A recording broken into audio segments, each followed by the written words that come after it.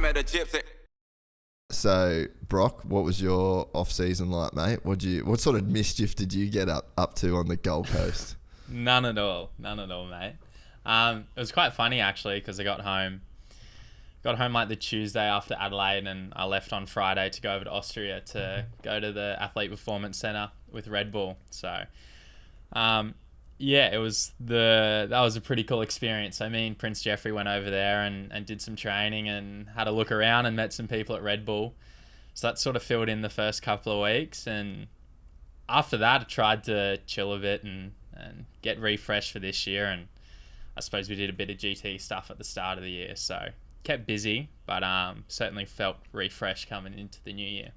That's awesome. How was the Austria experience? Because, I mean, it looks incredible over there. Like, Austria itself as a country is super beautiful, but then from everything that I've heard about that Red Bull HQ, like, that's just a mental place. Yeah, it was nuts. Just Austria in general, like, I'd still be there happily right now, you know what I mean? And going to the training place every day. We rocked up and landed on the plane. It's like -7 outside and snowing, and I'm like, you got a jumper and a couple of parkas. A full Aussie spec.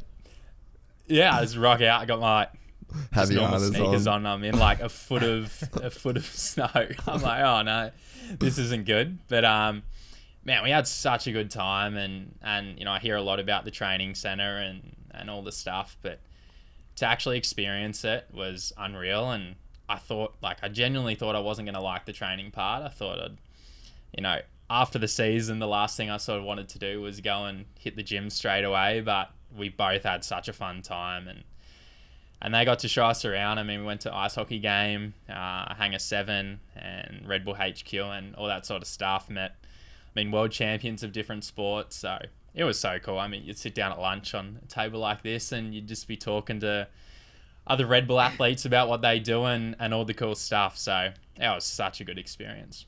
Yeah, man. No, I bet that's like probably not like once in a lifetime, but I'm sure that when you were there, it would have felt like this was like a once in a lifetime experience kind of deal.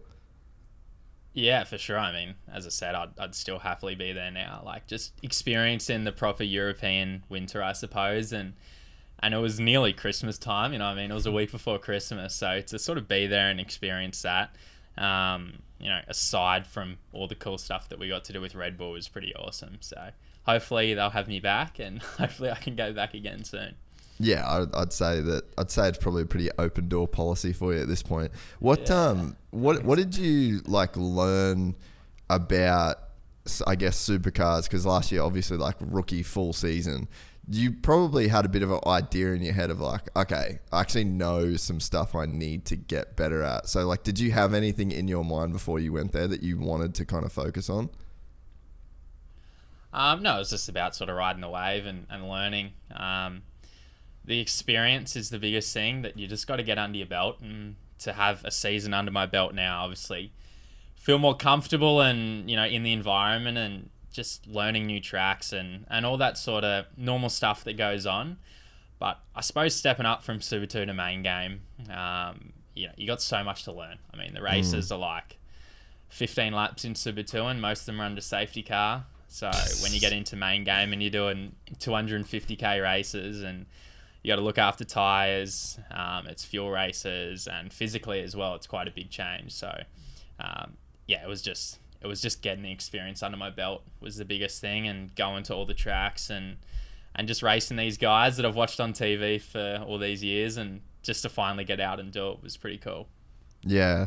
So when it's like you're kind of in a unique situation, I guess, to most rookies, because you got the first year, yep, sweet, we're in this old Jenna car, get a season under me belt, and then it's like, all right, mate, now you got this new thing that we're going to throw at you. So I guess like it's maybe more of a unique experience for you, more so than Shane. So like, how do you kind of, I don't know, what was your headspace like knowing that you were going to come and have to drive this completely new generation of car? Like, is it even maybe a good thing because it's like levels out the playing field for you a bit?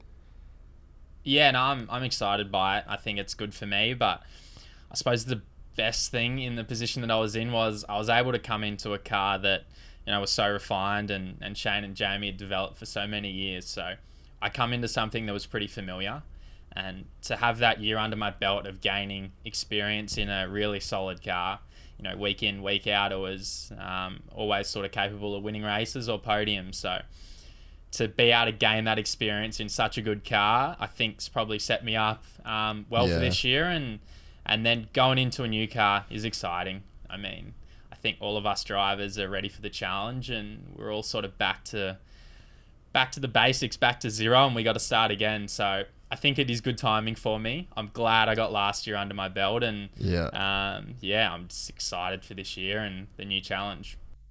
We're excited to announce the launch of our new membership site, gypsytales.com, packed with exclusive content and perks that you won't find anywhere else. This is your chance to become a part of the Gypsy Gang. And as a special bonus, if you sign up to an annual membership, you'll be entered into the draw to win our custom-built TC125. Gypsy Gang.